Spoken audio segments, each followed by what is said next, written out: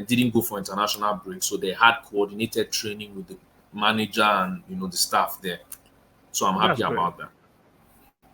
So let's get to the meat of the show real quick. Let's pull up some statistics. So key players: Haaland 18 goals, 5 assists this season. Saka 13 goals, 8 assists. That's not looking bad. That's not looking too far apart. Yeah. So if you look at the table real quick, that's the table right there. 28 games. Both teams have played 28 games. You've won our last 5 games. They've won just 3 of the last 5 games. Look at the points. We're leading with 1 point. Look at the goal difference. Plus 11 goals ahead of Man City after 28 games. That's very impressive. Yeah.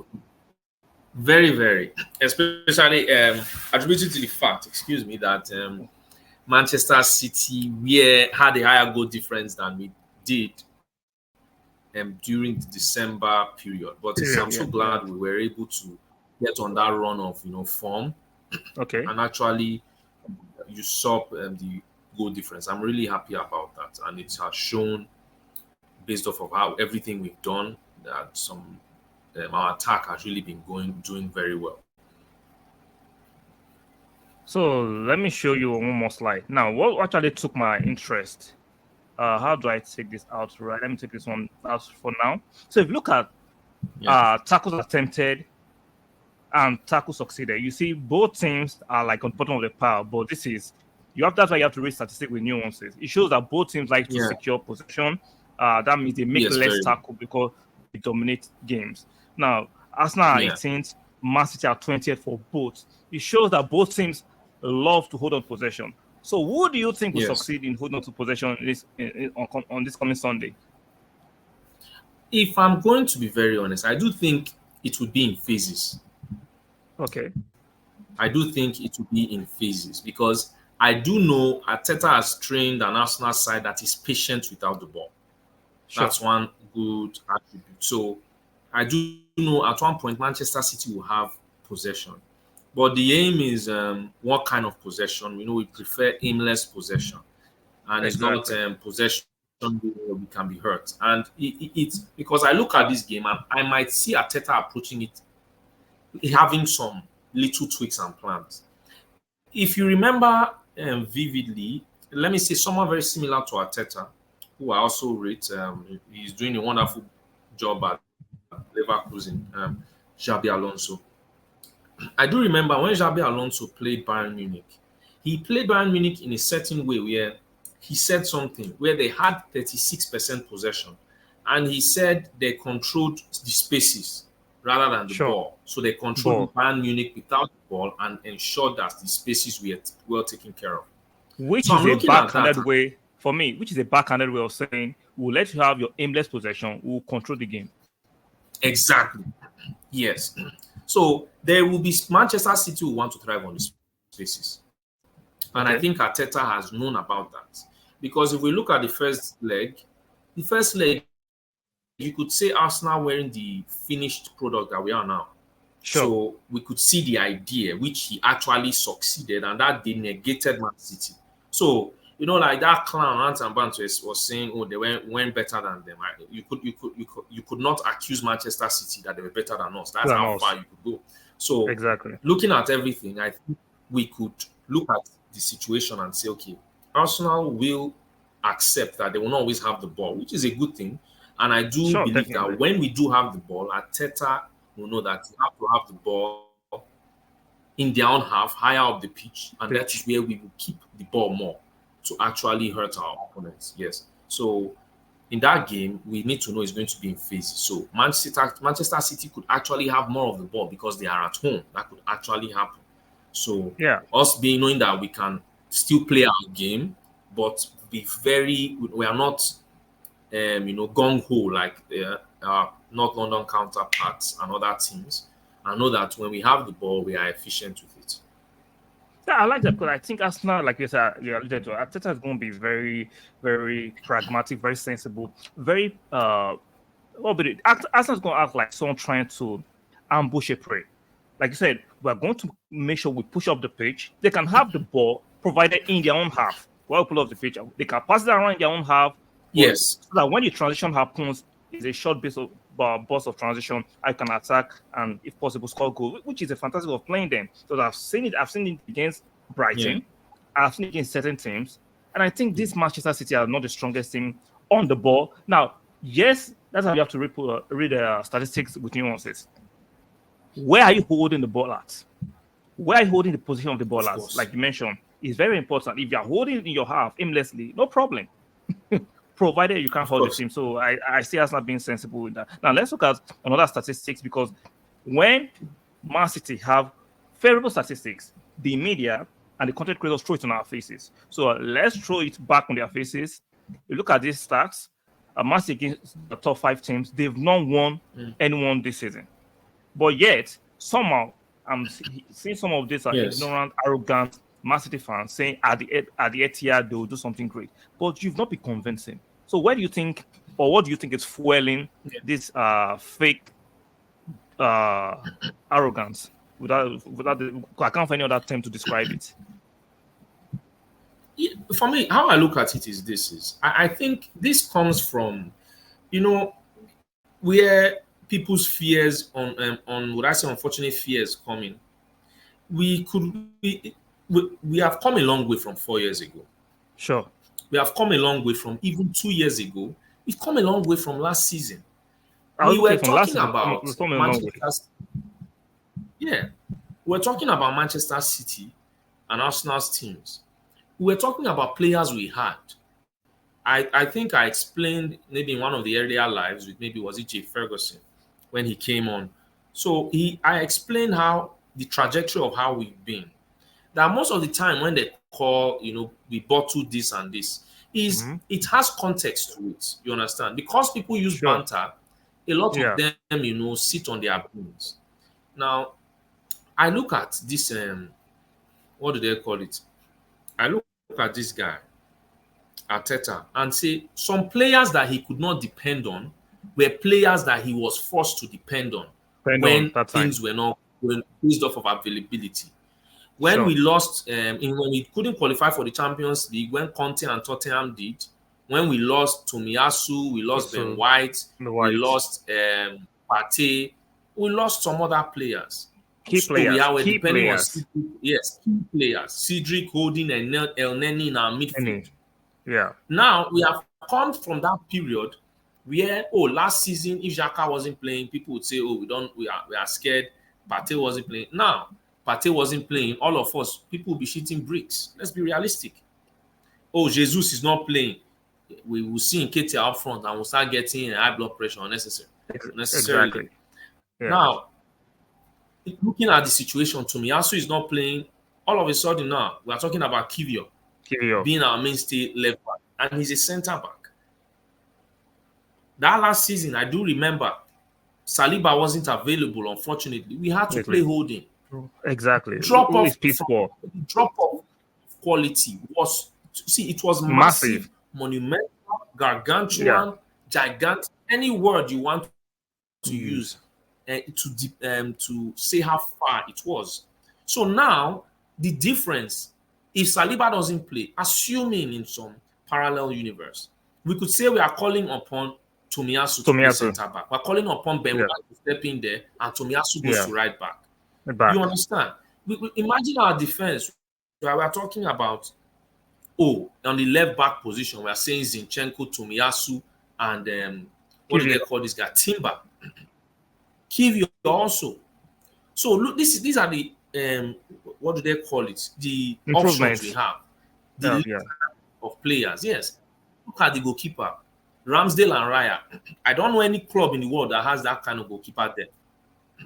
Someone will tell you Man City about Ortega and Edison. They'll argue that.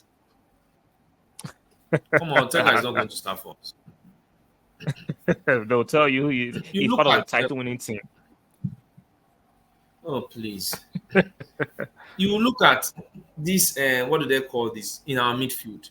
Imagine our midfield. We are talking about Partey, Declan Rice, Jorginho. Quality. Like, Partey has not played so much this season. Just 3 games. Yeah, but we will not say, we will not say, we've been overly worried. That's not how we'll say. We'll say in some moments we want him because of the breath of fresh air, but we have not said, He doesn't play. Jorginho has come in, his legs, he has played enough games for him to be, active again. Sharp. And we're seeing what he's doing. Very sharp. Look at Jesus not playing. We play Kai up top. And he has given us a different lease of life. Breath of fresh air. Technically gifted, intelligent player, makes space for the players, can still beat a man, can still score the goals and drop the assists. So we are looking at the wings. Okay, now Trossard and Martinelli, you look at Saka, you could still say Reece Nelson is still going to do a very, very good job. We still have Fabio Vieira that's come back. So we still have let's focus on that. Because we are going on Arsenal. So let's go to Man City. So where do you think the threat of Man City will come from? Regardless, I think, even though as an Arsenal fan, I still think Arsenal should be beating this Man City, but they're still a threat. They have good players. Yes. Kevin De Bruyne has always hurt us before, but for the first time in a long time, I'm confident that we have enough midfield to actually, to negate his threat or to neutralize his threat in the midfield. Yeah, to neutralize his threat in the midfield for the first time in a long time. Rodri, I expect Rice to put late on him, even Kai to defend from the front. So, where do you think Man City's threat will come from in this game, if they have to get anything in this game? For me, I still look at Haaland. You understand? I'm not saying he will not be silenced. I still think, he can have a chance, just one chance, and we know he could if he's on his day, just bury it. So I know that can be a chance for us. You understand me? But where I'm looking at them and saying, okay, fine, I still think their best chance lies with KDB. I don't see anything beyond it. Because why I say I don't see anything beyond it is this. Haaland will not be effective if he's not fed the ball. Exactly. I must be fair.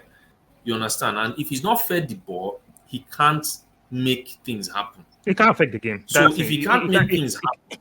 Exactly. I'm listening, sorry. It becomes easier for us to actually play. Because if you're giving him the ball and he's always, and we take the ball from him, we can now counter more.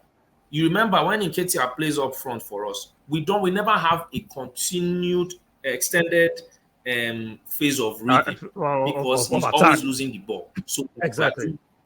Yes. So that rhythm doesn't stay. So I think what they will try, what they will do is with KDB, if you have someone like Rice can, negate him based off of how he will follow him, his ability to really go from front to front and back simultaneously in the same game. I still look at Rodri in terms of maybe what he's a bag of energy. He's a bag of energy. Like people rate Rodri. It's easy to rate Rodri ahead of Rice because I think he's a better passer of the ball. But when it comes to energy and tackling, nobody comes to Rice. He has the energy. Of course, Rice is miles ahead. Exactly. So you're saying that KDB is their only threat. KDB is for me the difference maker. Yeah. Okay. That's what I am saying. Because if I'm going to say, okay, fine, another person I might say is if things work out for him is Alvarez. You understand? If it works out. But I don't you think see it. Secondly, the only person I might see. Is him starting, Alvarez? No, I think Foden will start ahead of him. Okay. I think Foden will start ahead of him. Because I'm saying that's the only person that I still see can have some quality to hurt. Because I'm not seeing much. You understand? I'm not saying Haaland does not, but if he's not fed the ball and if we are negating, because he's not playing against Holding where he's going to say he's intimidating or he's free meat. It's free meat. Yeah. No free meat here. So those guys are equal to the task. So if they are equal to the task, they want to, because if they want to cross the ball, Raya is going to be alert. So if Raya is going to be alert, we are going to have counters. Sure. We're going to have a lot of them. So that's the threat. Maybe people can say I'm being biased, short-sighted, but short-sighted or biased, but I don't see enough. And I share your sentiments too. But I'm looking at are you serious? Are you serious, Zuku? Are you kidding me? Are you serious? Let's not play game. Yeah, Nah. Like, even Grealish, right? People are saying Grealish. I knew you were going to be like Doku. Nah. Even Grealish, I understand Grealish can carry a bit of threat, but for me, Grealish threat is more of in a beer parlor. I don't see him kind of any threats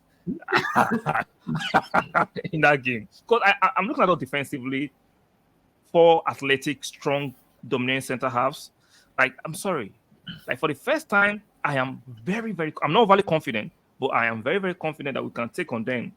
We can play the possession game, and we can go the Liverpool route of game pressing and running at you. And one thing Man City don't like is when you run at them. They do not enjoy it. They don't like... We saw it against Liverpool. They do not enjoy being run at. So I'm looking at it that anyhow they want it, Arsenal are actually equipped to actually deal with them. And people are forgetting, we have someone up top. He gives me confidence because he gives us a different dynamic, which is... And guess what? The dynamic, exactly. Because I'm looking at it, right? Everybody is saying, oh, Diaz is the one person I wouldn't play in that game because he would throw him like a rag doll. Kai will make mincemeat out of Diaz. He will. I'm being honest because I'm looking at it.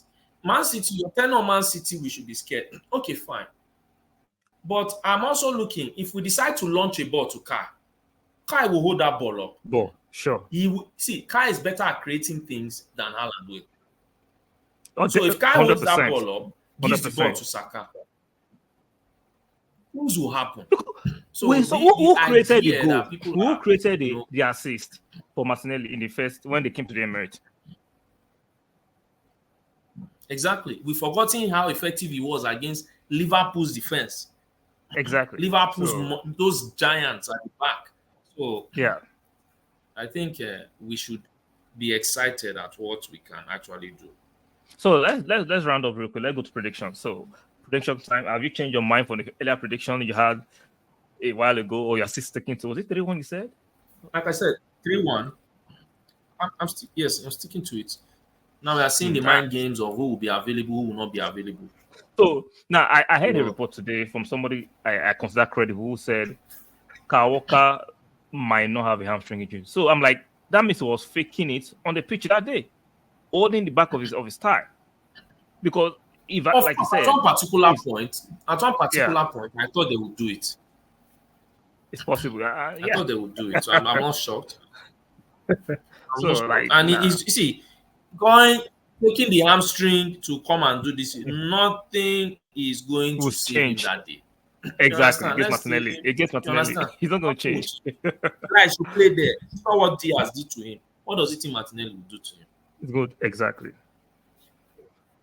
So, thank you for coming on at short notice. I really appreciate you. So, guys, let's know what you think in the comment section. What do you think will actually, take the sport? Do you think to be a draw? Do you think Arsenal will win, or do you think Man City will win? Let us know. And if you disagree with our points, be respectful and let us know in the comment section. So, guys, it should be an interesting match.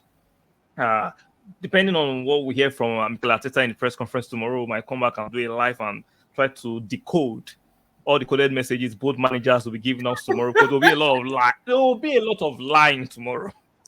Because the press will want to know the injury situations. Trust me, Pep ain't giving nothing out. Arteta ain't giving anything out. Even though I saw Edison in training today, that doesn't guarantee he's going to play. So sometimes seeing them in training doesn't mean you're totally fit. Remember, we saw Saka in the first leg, or part of the squad, and he didn't play. So it should be an interesting prospect, an interesting headline. Now people are saying it might end up being a boring game. I don't think so, because the owners to try and win the game. This is what people are not understanding. If it ends up being boring, I don't give a damn. And all this, if you want to watch excitement, go and watch the Kardashians, go and watch people that are going to watch reality TV. Exactly. I'm here to play football. I'm here to win. Because if we go and play excitement and lose, these same bombs are going to come. I don't care. I'm going to play excitement. It's not every game that will be this thing. We have been scoring how many? For the past 2 games, exactly. We score. If we come now and blitz Man City away, these same people will come and tell us they were not good enough, that their squad suffered. So I don't care. My win is my win. Even though we won against Porto, where people are saying, "Oh, it was without penalty," I don't care. We won. and we progressed. So You it is what understand? it is. Clown people. So guys, let us know what you think in the comment section about the game. Like the video, very important. Subscribe, yes, subscribe. You enjoy the content, make sure you like the content, and make sure you turn on your notification bell. Very, very important. I will see you guys on the next one. Bye for now.